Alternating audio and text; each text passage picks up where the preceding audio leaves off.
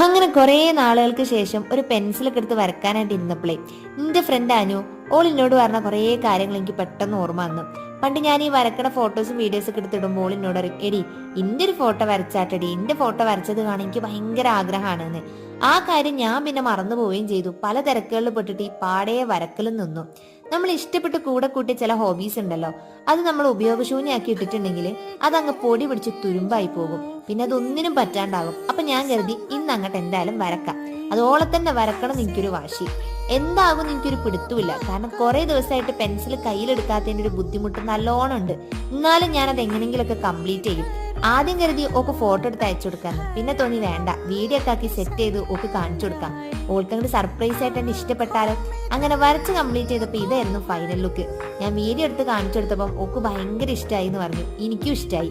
നിങ്ങൾക്ക് ഇഷ്ടമായ ആ ലൈക്കും കൂടി അമർത്തിക്കളാം. അപ്പൊ നമുക്ക് കുറേ സന്തോഷമാകും.